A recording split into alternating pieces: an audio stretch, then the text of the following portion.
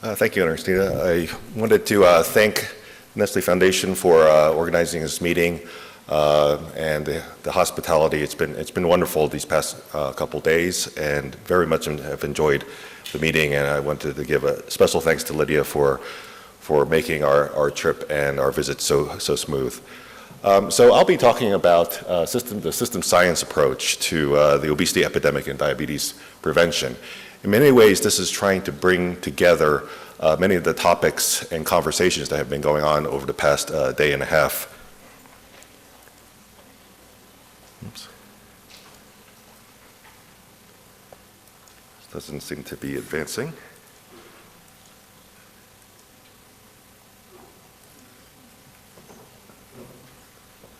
You can use the mouse. Is it, we hit this? Oh, okay, there we go. Thank you.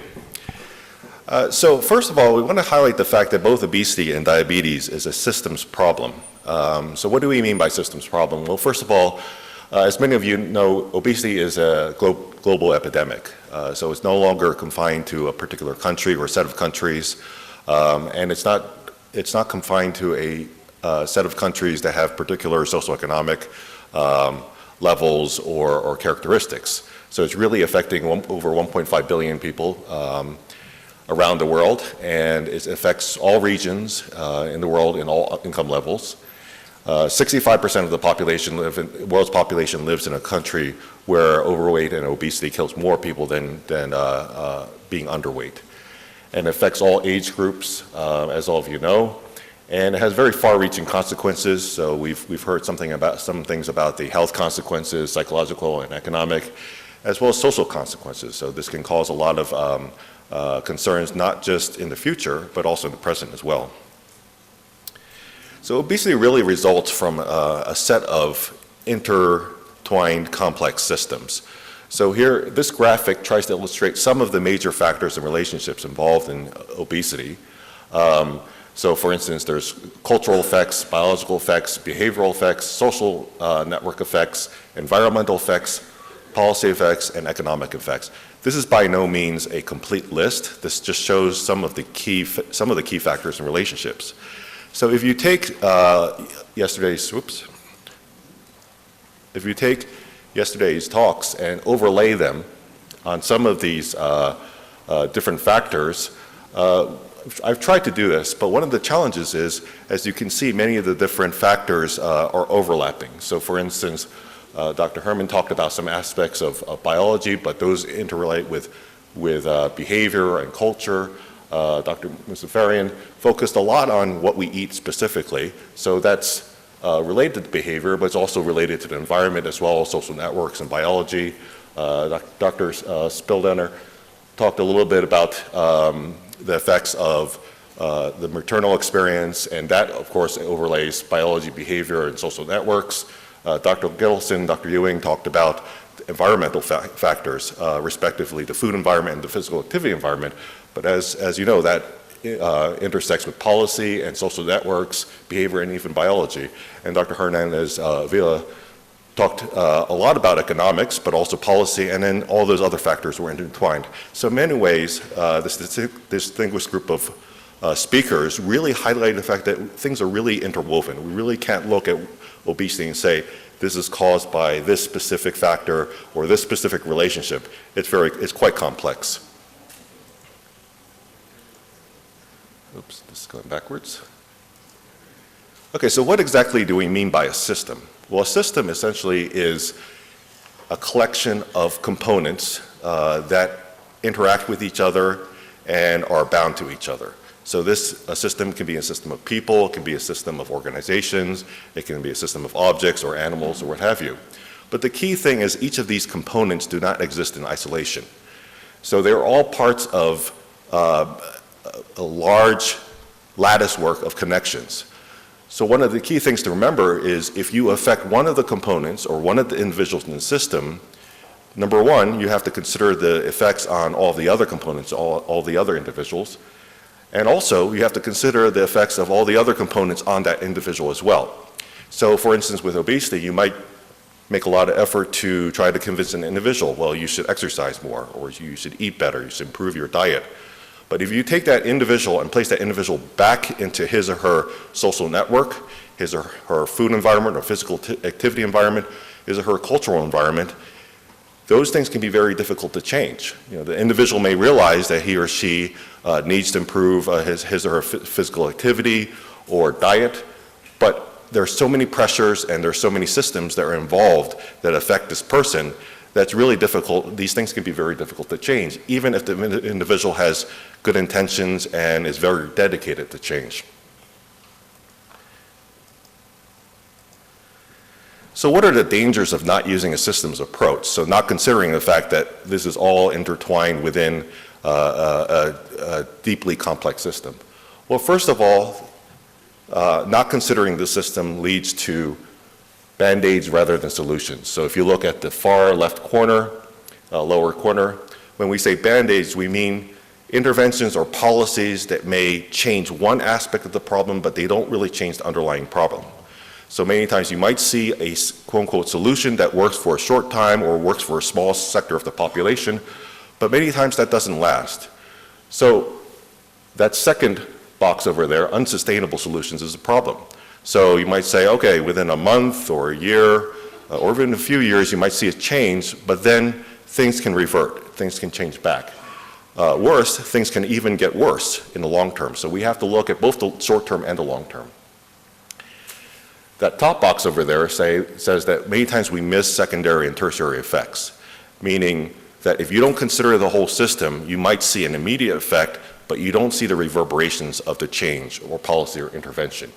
Again, because people are connected. And sometimes these secondary and tertiary effects can occur immediately, or sometimes they can occur over the course of time. So again, you might say, well, this is great, this intervention is working, but can it really work over a long period of time? Worse yet, you could even have unintended consequences, which is that box over there. So there are many examples in which you make a change and you think it's for the better, and of course everyone involved in the change is well-meaning, but it can actually have the reverse effects. Like for instance, if you are trying to promote intense physical activity, that can lead to changes in diet. And sometimes those changes may not always be positive, especially if the physical activity is very intense and the person feels that they need to eat to compensate. So we could think of many examples where you can have these unintended consequences from well-meaning interventions. And finally down here, you can expend considerable time, effort, and resources from trial and error, meaning that if you try something, again, without considering how all the system is connected, and it may not have the effects that you think it might have, you've expended a considerable amount of time, effort, and resources in doing so. So it would be better to have an idea of how things might interconnect and the potential reverberations before you actually implement the intervention. So there are many examples of complex systems. In fact, almost everything that we encounter every day is part of a complex system. So yesterday it was mentioned some aspect of transportation systems. So it was mentioned the car safety, but transportation systems are very complex. Manufacturing systems, financial, ecological, meteorological systems, and aerospace systems. So many of these different fields and professions have long adopted a systems approach to their issues and problems. And I'll explain what that means when I say systems approach in a few slides. By comparison, public health and medicine have been a little slower to adopt systems approaches. But these fields are very ripe to be transformed by systems approaches. Because if you think about it, in many ways, public health problems such as obesity have a lot of the complexities that a lot of these systems have, and are good candidates to really address some of these issues. So one way to address systems and systems problems is the use of computational modeling, computational or mathematical modeling. So what do I mean by computational modeling? Well, when I say computational modeling, I don't mean that over there, modeling a laptop. I mean this type of modeling.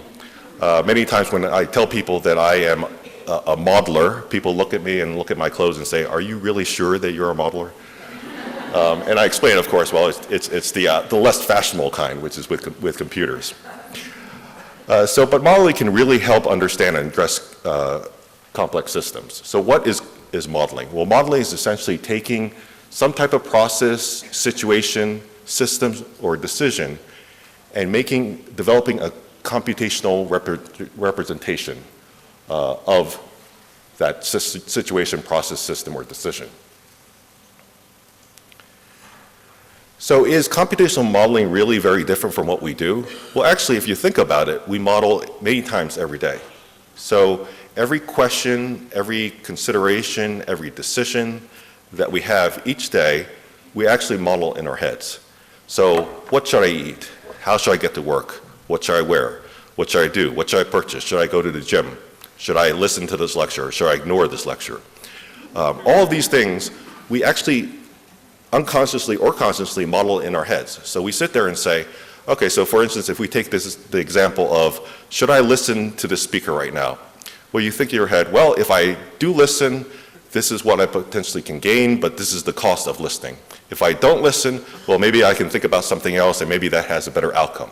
So you think of all these different things when you're actually making a decision. But we don't really consciously think about it because many of these decisions are very snap and our brain is very complex.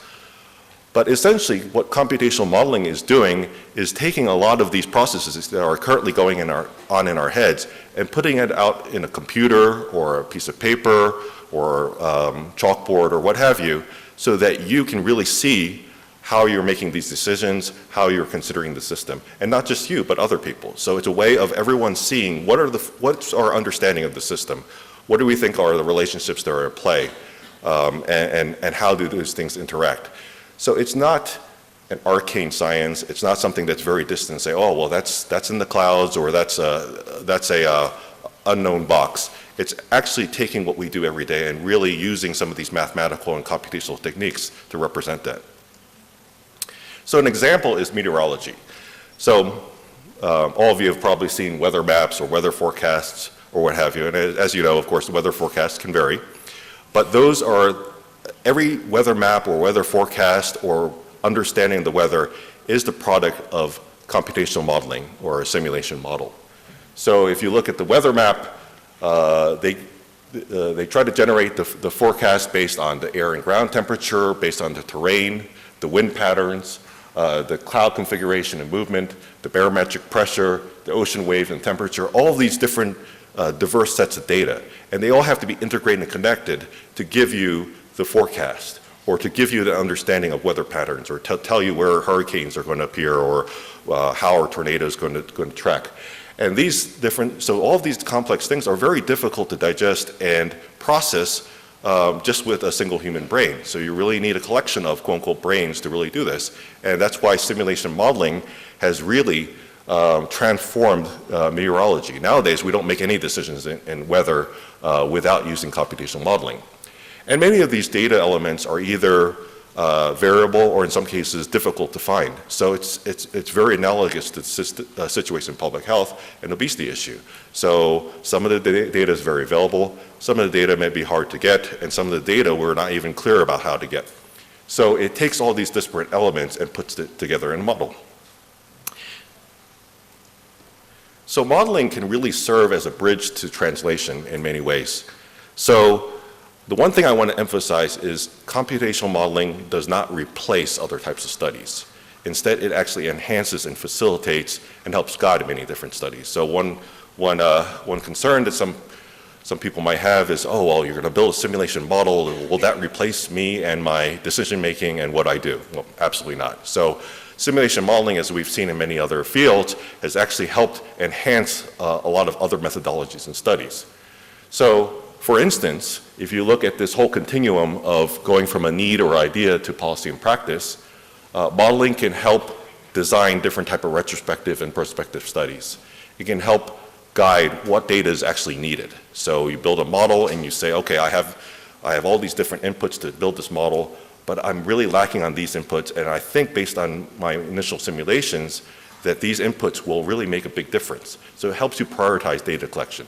You know, one of the challenges is many times when we approach an issue or a problem in public health, the first instinct is to just collect as much data as possible so that we have lots of data and figure out what we do. But sometimes that can be very costly and time consuming. So a model can help guide prioritizing this data collection. And then you have retrospective studies which have a lot of strengths, but also have some limitations. So data availability it might be a problem. So you can help, you can build a model to help guide data collection or help bring data sources together. Generalizability. So for instance, if you do a study in Mexico City, does that apply to other locations within Mexico or other cities outside Mexico? Does this apply to Los Angeles or London or Tokyo? So you can develop a model based on data from one location and see if it applies to other locations. And granularity is an issue. Many times we don't have from a particular study the level of detailed data that we might need to make a decision. So you can use a model to help adapt some of that data and see how that might affect things. Similarly with prospective studies, it faces a lot of the same challenges. In addition to that, prospective studies can be very expensive, so you might want to plan the prospective study with a computational model before you invest the expense. And you can also have ethical and legal issues. So I've done a fair amount of modeling in infectious diseases, and as we all know, it's hard to get a study approved where you will release an infectious disease and see what happens. So instead, sometimes you can use a computational model to see what that happens, to see the potential effects and test different policies and interventions. And this applies to obesity as well. So what is a systems approach? Well, a systems approach is really a very iterative process. So it's not a single, let's build a model, okay, we've done the model, and we're all finished. No, instead, it's this cycle in which you first convene multidisciplinary teams, so that's in the upper left-hand corner, and then you can, the team collectively can create these mathematical and computational models to represent the system of interest. So for instance, if you want to look at a particular school or a particular city or a particular community, and you want to understand what's the situation in terms of obesity prevention and control, what's the potential impact of an intervention, well, you create this model to represent that. And then that can help elucidate important factors in relationships, which can help guide and prioritize data collection, and it also allows you to test different policies and interventions, and I'll show you an example later in this talk. And then all that information can help inform stakeholders or key decision makers. And one thing I want to emphasize is it's very helpful to get decision makers involved in this process as early as possible. Because one of the challenges is sometimes when you develop a model and you show it to someone else, and if they don't understand how that model was developed, and if they don't understand all the assumptions and issues that went into building the model, then they either may not trust that model or they might not know how to interpret it.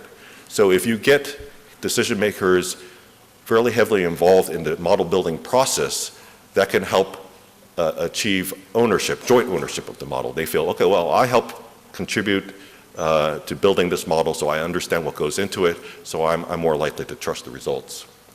And also, they can offer very key insights, because another challenge is you can have a model that's built over here by one group of people, and then you can have reality or real life, and you have decision makers over here, and the model may not actually represent their key concerns. But if you get them involved very early on, then you can make sure that the model targets the actual decisions that are important, and the results are practical and can actually be implemented. So with all of this, you design and implement interventions, and through all these processes, including data collection and testing the model and testing the interventions, that gives you additional data which you can use to update the models. So this keeps going in a cycle. So you take a model, and the first model may be very rough, and very general, but you keep refining the model as you move along, and that model becomes more and more useful in terms of making different types of decisions. So I just wanted to say a few quick things about our Global Obesity Prevention Center, because we're really dedicated towards the systems approach to the obesity epidemic. So we feel that this is a global problem, and being a global problem, it requires a global approach, because all of the different countries around the world are really getting very interconnected through travel, through communications, through the spread of social media, the internet, all those different things. So it's very difficult to look at a single country or town or city in isolation. We're really very, very connected. So what happens in Mexico is very, very important to the United States, to countries in Asia, to Europe, and vice versa. So we're all very interlinked. And so understanding what's happening in different countries is very important to each country and each individual, and can help achieve real system solutions. The systems approach also involves convening a broad array of disciplines, including those that are not traditionally associated with obesity prevention and control, and taking them and connecting them with people who have a very deep understanding of obesity and diabetes prevention and control. This creates a mind meld where you're essentially bringing new ideas, new approaches, combining that with very deep expertise and producing new solutions and approaches, such as computational tools and social media. And it's very important to bridge research, education, and policy and action. These are not separate things. The research has to match what's needed in the policy arena and what's needed in the decision-making arena, and they can also help inform the research and vice versa. And education is very important because we need to train the current generation of decision makers as well as the future generation of decision makers.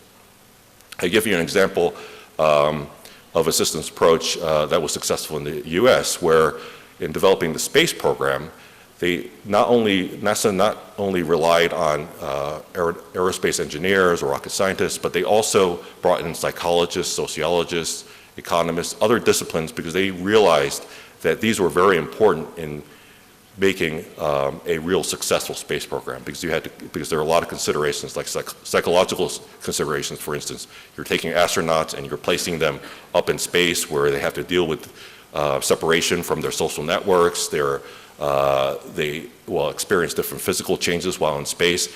So if they can't adapt, it doesn't matter how powerful or how modern your rockets or space shuttles may be, the program is at risk for failure because you don't have certain components in place. So that's why they understood that, and we're advocating using a similar approach to tackling obesity.